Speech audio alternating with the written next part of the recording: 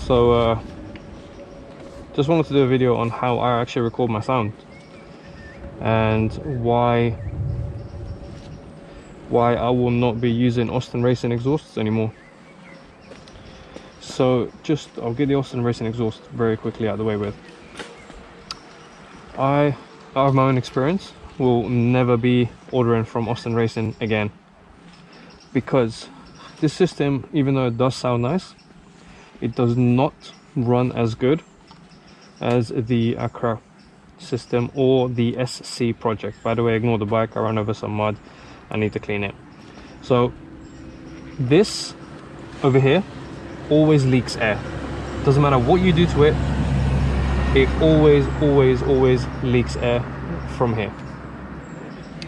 Why that is beyond my knowledge. Yeah, I don't think it should be like this. When you're paying this much for an exhaust from a company, it's just ridiculous, man. It's just poor and bad quality. It's just stupid and no excuse.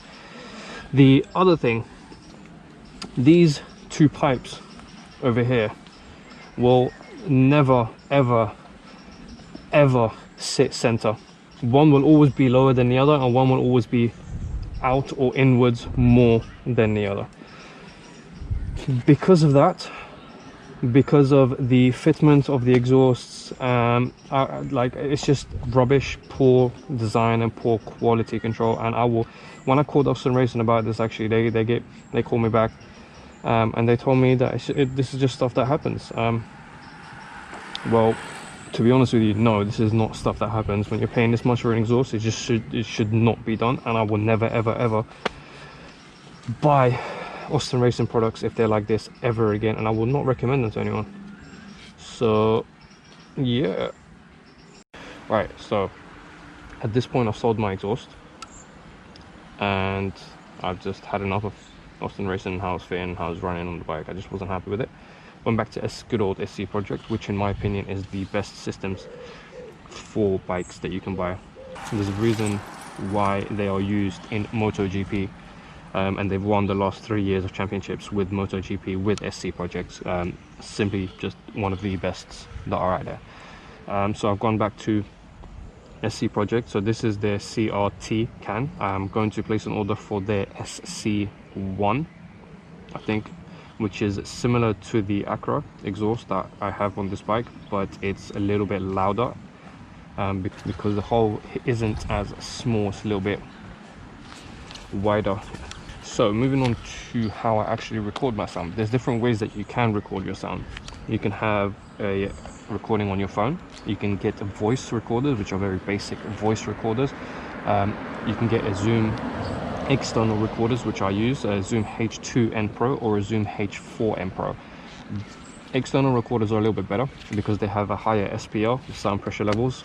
You need high SPL levels to be able to record sound without distorting it and still letting it sound good.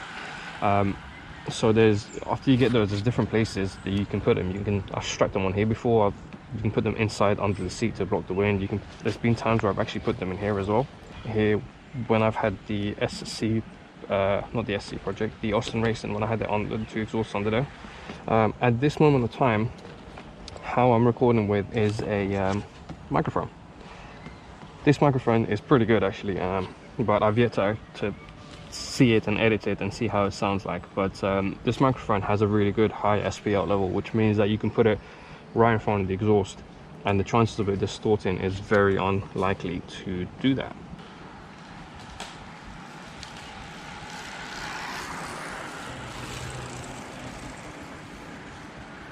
Cyclists. So as I was saying, the chances of it distorting when you put it next to the exhaust is going to be unlikely. So I've currently got that microphone with a windjammer strapped onto here, which is close enough to the exhaust, believe it or not, because it's loud. And then I've got an XLR cable which is linked and fed through into there, and inside there I've actually got my Zoom H4N Pro, which I'm using to record the sound. Now that you have recorded the sounds, first thing I'm going to do is I'm going to put it in Audacity. So Audacity is basically a free program. You can download it from the internet. You can just Google Audacity and it's a free download. Now, I only use one thing in here, and what that thing is, if I go to the effects and noise reduction, and what that basically does is it reduces a certain frequency. If I select this area, for instance, and then go to effects, noise reduction, get noise, we'll leave it around the same selection and we'll go effect, noise reduction, and then press OK. So what that does is it processes it and it takes these certain frequencies that you've selected and it removes those frequencies and any other frequencies that are close to those frequencies that you've basically picked. And from here to here, my bike is idle on a traffic light. So we'll hear the difference from here to here.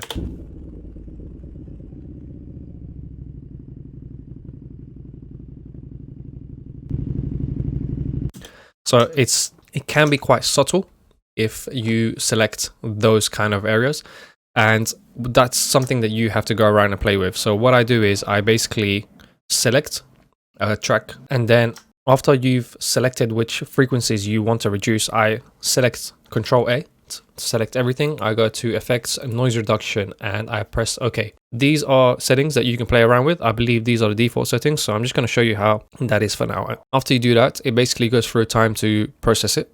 Okay, so after that's done processing, you can see the differences before and after. It's very, very subtle, but it works. After I've done that, I go here and I split the stereo track. That way I have two of them. I solo one and then I go File, Export as WAV.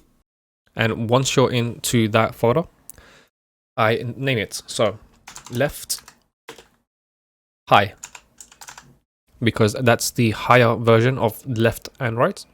Save, export, click OK. It'll go through exporting. Once it's done exporting for one track, solo the other one. Same process, file, export, WAV in the same folder, and you name it just right. Save it.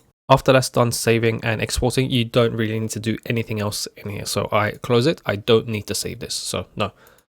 Now I open up Cubase. Cubase is not a free program. You need to purchase this. You can do so from their website, or you can sometimes get trial versions or free versions with other softwares or items that you buy. Once you're here, import the right into the right and left into the current left version, which I've already done. Line them both up and then duplicate the right channel onto the bottom channel. And then from then on, you select one. Let's go with the top one. Audio, process, stereo flip, new version, because we only want to do one, and we flip left to right channel. What that does is it flips the left and right, and then go to the middle one, and we'll go back to audio, process, stereo flip, and then we'll go merge, because we want to merge this left channel into one singular channel, so it combines both, and that will be it. So after you've done all of that, we'll open up the VST channels, and this is something really, really simple to do. And from here on, it's very kind of basic and subjective to whatever it is you want to achieve from whatever sound you want. So from here, you can open we'll start off with a filter. Sorry, not filter, it's an EQ actually. And what you do is you can just decide what frequencies you want to add, remove, reduce, etc. Whatever it is that you want to do, you can do from here. That's on the middle channel. I add a compressor from them. And then on the other channel, what you do is you create a group and you combine the left and the right channel to produce a stereo track from here, from a mono track. We add a filter and then a compressor, and then we add another EQ, and then we add another compressor here. So this last compressor basically combines everything together and glues them as a singular track. So because we have a left and a right, this compressor glues it as a singular track. And then on the final channel, so this is the master output channel that you have. From here, we add a filter again to combine every single channel that we've used and glue them as a track. We add a compressor to glue everything together. A limiter, so we make sure we're not going over 0 decibels and not crushing it and compressing it. This is nothing to do with the track. This is just a metering device and it shows you how much is coming out from the left, the right, the mono and stereo. And then over here is a spectrum. What this is basically how your ear hears it. If it hears it at the front left, at the front right, back left, back right, or straight in your face, right in the middle. Once you've finally got the sound that you want, you can basically select it. After you've done that, you go to File, Export, Audio Mixdown. You select the file name, you select the file path, which is the folder that you want to place it in, and you want to make sure it's in MPEG 1 layer 3, which is basically a MP3 format at 320k. So that is the maximum quality that you want to try and achieve. And that's it. Once you've exported it from here, you can go ahead and close, save or don't save. It's up to you. And then you open Premiere Pro, you import the MP3 file into Premiere Pro, align it with the videos, and it is that simple to do.